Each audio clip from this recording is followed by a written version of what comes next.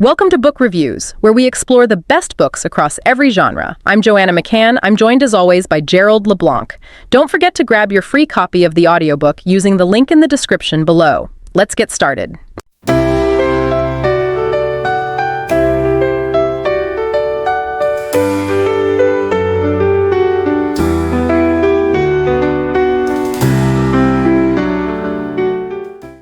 Welcome in, everyone. We're diving deep into the life of Al Pacino today.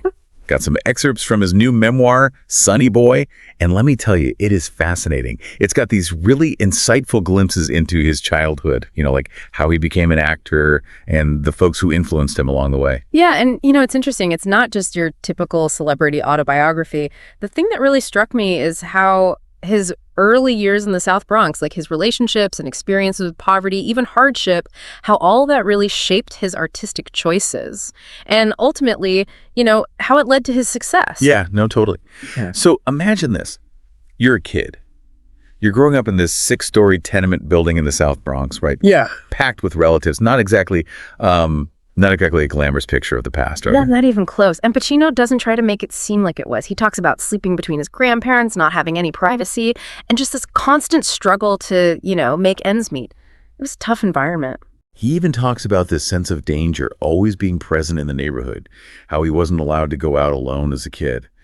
But there's this one detail he mentions that really stuck with me. His mom would take him to the movies.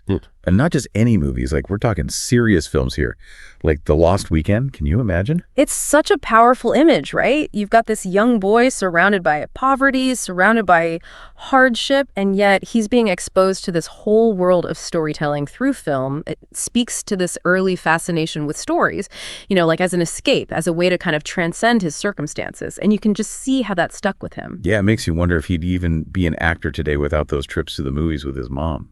Like that exposure at such a young age must have had a huge impact. Absolutely. And it's not even just the movies themselves, right? It's that act of going with his mom, those shared experiences. I mean, that's huge. To have that sense of normalcy, that escape from the everyday realities of their lives. And speaking of those realities, he talks about his grandfather, a plasterer by trade. Sounds like quite the character. He actually built a wall for their landlord just so they could keep their rent at $38.80 a month. Talk about resourcefulness. Yeah. You had to be scrappy in that environment. Oh, absolutely. It really highlights the values Pacino grew up with, It was about hard work, bartering your skills for what you needed, and that sense of community in a place where everyone was struggling. And, it wasn't just about getting by day to day, right?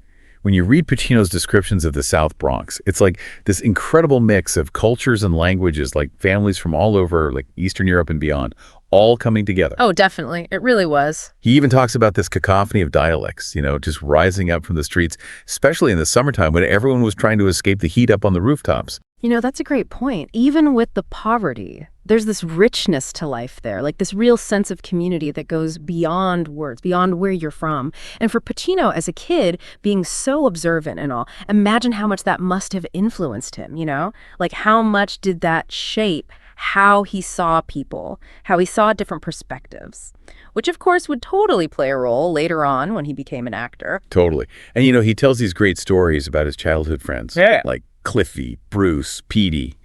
Oh man, the things they got up to in that neighborhood. Remember how we were talking about his mom taking him to the movies?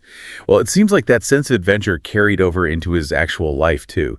Like he talks about this spot at the Bronx Zoo they called Monkey Island. Oh yeah, Monkey Island. That's where you really start to see those signs of resilience in Pacino, that willingness to kind of push the limits, take risks. He talks about these huge ropes tied to the tree branches, leftovers from who knows when, and they'd use those ropes to swing out over this pond. Wow. I can just picture it.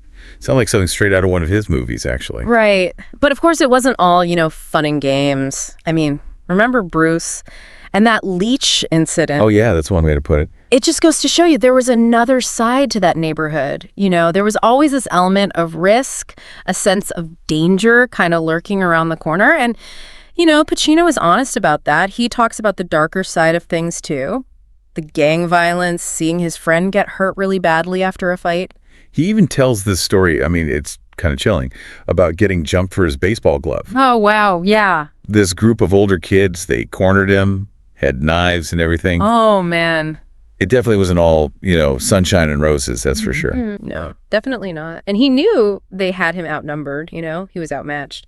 That feeling, that vulnerability of being completely at the mercy of circumstance, I mean, it obviously had a huge impact. You can see how those kinds of experiences would stay with someone, especially an actor. Like when you think about his roles later on, a lot of his characters are living on the edge, they're forced to make these really tough choices. Yeah, for sure. But even with all that darkness, there's also this incredible sense of loyalty and brotherhood that comes through in the book.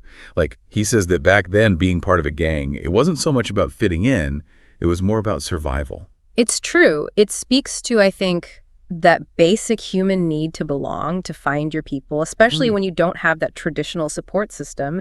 And, when you think about it, it probably really instilled in him this strong sense of loyalty, this ability to form these really deep bonds, which is definitely apparent in his work. I mean, you can see how those experiences from his childhood, they kind of echo through his life, even in his career.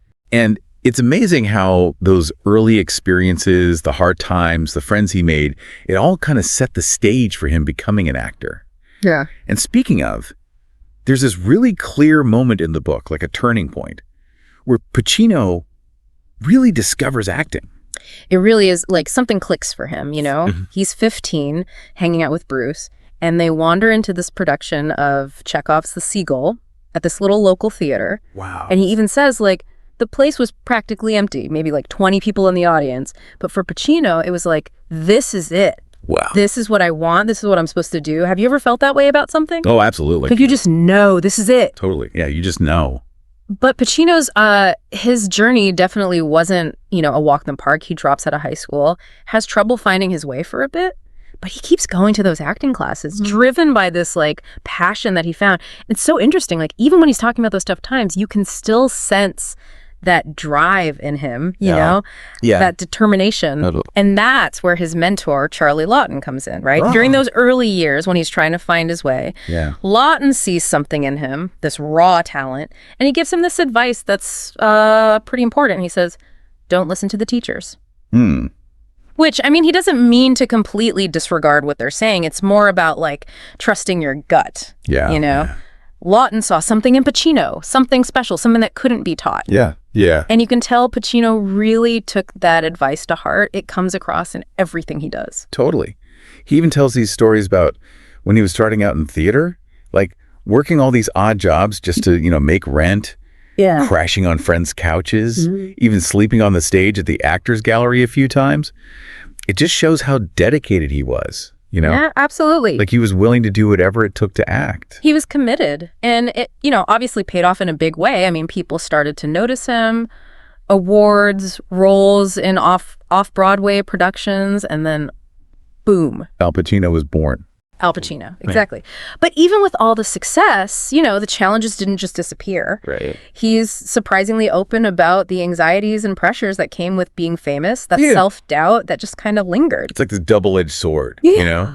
You achieve success, but it's like you're paying a price for your ambition. He talks about being lonely, feeling this pressure, this feeling of being almost trapped, I guess, by who people think you are, their image of you. Yeah, and he even tells this really funny anecdote about being in the ER. Oh, no. He had to go to the emergency room, and the nurse recognized him. Of course she did. While he was, get this, still dressed as a gangster from a movie set. Only Al Pacino. Only Al Pacino. But it really makes you think about that constant tension, you know, between wanting real connections, real relationships, and the isolation that can come with fame. Absolutely. And it's not like he came out of it all unscathed, He's honest about the losses he experienced. He talks about losing friends from his childhood to drugs, to violence, and how those experiences never really left him, even as his career was taking off. Yeah. There's a real sense of, I don't know if it's sadness or just reflection when he talks about that time, this understanding that ambition, it often comes with a price. Totally. And, he even includes this really powerful poem about a friend's death. Wow. It's really moving. And it just shows how deeply personal those losses were for him, how they continued to impact how he saw the world. I think it's a good reminder that no matter what you achieve in life, some wounds just never completely go away. And you know what else struck me? It's even with all the success, the fame, the money, he's actually pretty frank about the financial troubles he dealt with later in life. Yeah. Like he even mentions being broke at one point. Really? Needing the Godfather Part 3 paycheck. Like needing that money Wow. to get by. That's wild. I know. Right. It just shows you things aren't always what they seem. It's true. And I think it makes him relatable, you know? It shows that even someone who from the outside seems like they have it all, they can still face those really human struggles. Absolutely. And, you know, it really speaks to, I think, a major theme that comes through in the memoir. It's this idea of accepting things as they are. Yeah. Good with the bad. Yeah. The wins and the losses. And in the end, finding meaning in the whole experience. Yeah. Which actually brings us to one of the most powerful lines in the whole book. Yeah. When Pacino is reflecting on his life, he says, "I love what I see. I love that I existed." It's pretty profound when you think about it. Yeah. Like he's not trying to, you know, pretend the hard times didn't happen or make the past seem better than it was. It's more about understanding how those experiences, good and bad, made him who he is. Exactly. And it leaves you with this question, like, would Al Pacino, you know, the legend, would he be who he is without the hardships, the connections, that realness of his life in the South Bronx? It really makes you think about how we become who we are. Right. The people, the experiences, how those shape us. It's like sometimes those chapters, even the tough ones, are what make the whole story so captivating. Well, folks, there you have it, our deep dive into Al Pacino's Sonny Boy. Until next time. And that's our summary for today. We hope you enjoyed it. Don't forget to grab your free copy of the audiobook using the link in the description below. See you next time.